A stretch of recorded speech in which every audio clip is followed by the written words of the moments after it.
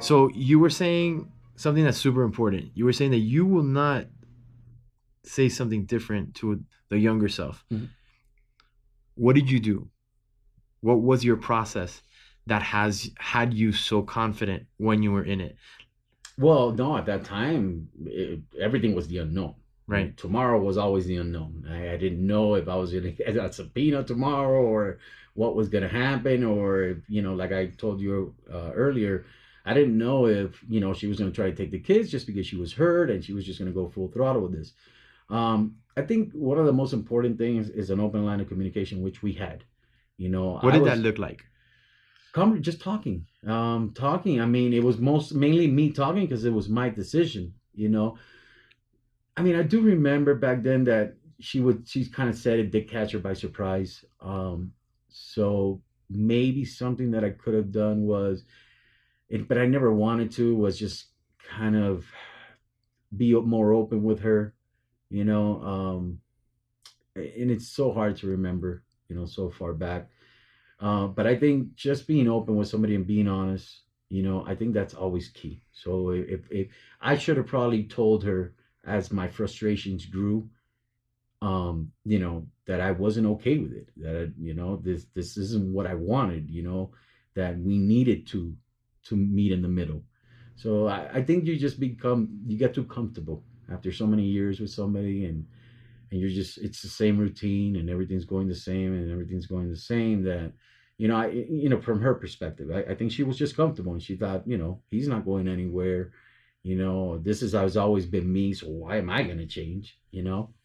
But I think what people need to understand, people grow, and as you grow, people change. It's inevitable. It's inevitable. Some change for the worse, some change for the better. Some people might stay the same, but in my opinion, everybody changes. Because even if you feel like you're doing the same routine and the same things over and over through all those years, you're still changing, even though you don't feel the change. And I think that happened to me and that happened to her.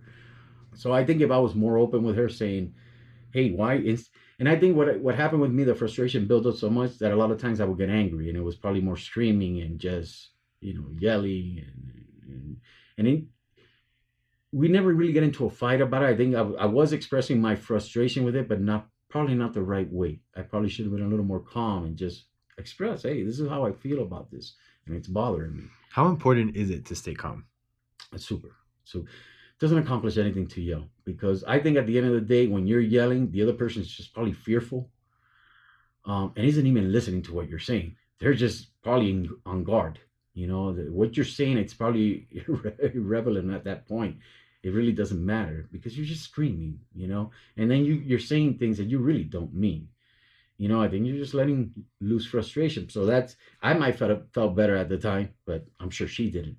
So then she couldn't come back to me. She was, crying or, sad because of the yelling, Yeah. that I don't think she was able to express herself, and tell me her part of it. So I never probably listened and understood um, her point of view. So skill wise, listening, staying calm. Yeah. Is there anything else that you can think of that was useful that you used that helped you get through it, or that you learned or you reflected on, like kind of like with staying Well, calm? what helped me get through it to me was support of my family. That was really important. Being able to go and just ask questions and get some advice. My mom also was divorced at one time, so I was able to get from experience advice from her. My father too. I would go to my father. He was alive at that time. I would go to him, and he was very against it. He always told me, "Look, it's never gonna be the same."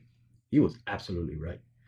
In positive ways, but in very negative ways. The main thing is the kids, and part of his point to that was, when you're with somebody else, just like when she was with somebody else, and there's kids involved, this person that I'm with is not my kid's parent, and that person that she's involved with is not her kid's parent.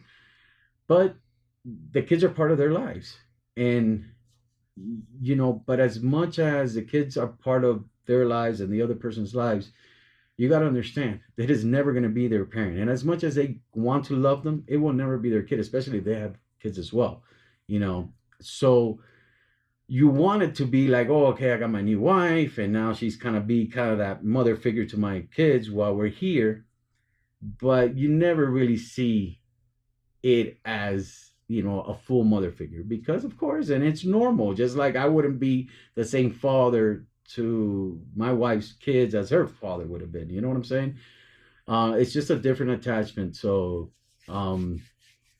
yeah, I mean, just things get a little complicated when it comes to those things. But those are things you don't foresee. But that's some advice that my father gave. You asked me who would I go to? I didn't go to a group counselor or anything. I wanted to go to people I trust. I don't know people at a group meeting or even a lawyer. I don't trust a lawyer. I don't know him 2 ways from Sunday, right? So I went to people that that I trusted and I knew, and I didn't know a whole lot of divorced people at that time.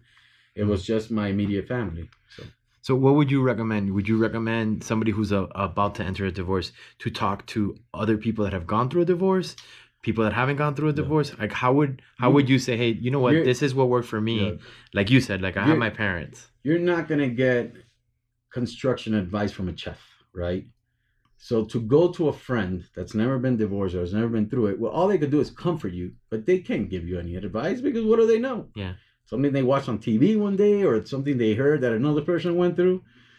At the end of the day, that story gets so twisted every which way that it's just not going to be proper advice. And now you're listening to somebody with no experience. So, yeah, in my opinion, you need to go to somebody, one that you trust, two that's been through it, that's definitely experienced it, and somebody that's reliable.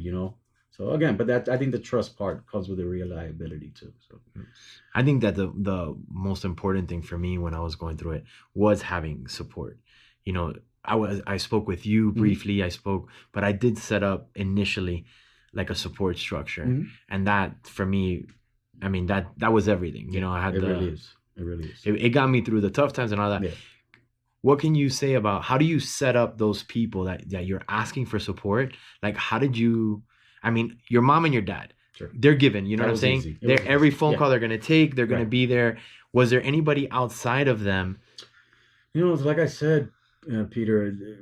The problem is I didn't know. Like my circle of friends and whatnot. None of them were really divorced. I mean, I had my friend Johnny, but he had gotten divorced. His situation was much different than mine, so I knew that his advice probably wasn't going to be very helpful to me at that time.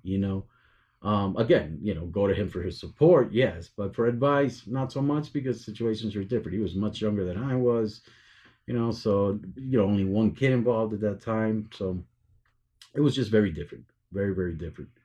So Yeah. so yeah, but I would say if I had one, I definitely would have gone to them. In addition to my parents. How would you set it up? Like how would you approach somebody and say, hey, I'm going through a divorce, can I call you? Or like what would you, Well, who are we speaking to? Like a friend? like a friend, like let's Oh, say just I pick had up gone the through a phone. divorce at that point, like how would you have approached me and told me? If you were going through the divorce If and I found if out, I had already gone through a divorce, right, Uh-huh. and I could be somebody that shepherds you, oh, how would you have asked well, me? with you, since I'd known you all my life, I would have just called, say, hey, Pete, what's up? How you doing? Good. Yeah. All right, listen, this is what's going on. Yeah. I need some advice on where to go, what to do next, things like that. I mean, yeah, I'm not a very shy person, or I don't hold back much. When I have something to say or ask, I just do it. Yeah. And especially if you're somebody that I trust, so it wouldn't have been very difficult for me to have gone to you if you would have experienced it, and I thought you would be, helpful. Yeah. During that time. But man, it's so much of a game of the unknown. You really don't know what's coming next because you don't know what's going through the other person's mind. And your situation was different than my situation. So advice in a sense would have helped us out. Like how'd you deal with it? I mean, you got to understand. For me, I dealt with it very easily because it's something that I wanted. So other than the guilt that I felt, and then also the sadness of not having my kids every day. Oh man, it was like a weight lifted off my shoulders, like 1,000 pounds literally lifted off my shoulders within seconds after I told her, that this is what I wanted. So it was quite a relief. And that freedom was worth it. Oh, absolutely, absolutely, yeah. Oh man, yeah. Yeah, sometimes being honest is thinking back to that time. I remember leaving the house that day and driving to my mom's house, and I don't know if I went to work right after or if I went to my mom's house, but I just remember being in the car And it was just like I was able to breathe again, you know. And again, not that she was a bad person, you know, or did anything bad to me or anything like that. It's just I wanted out. I did not want to, you know, be in a relationship with her anymore, you know, like that kind of relationship, a marriage with her.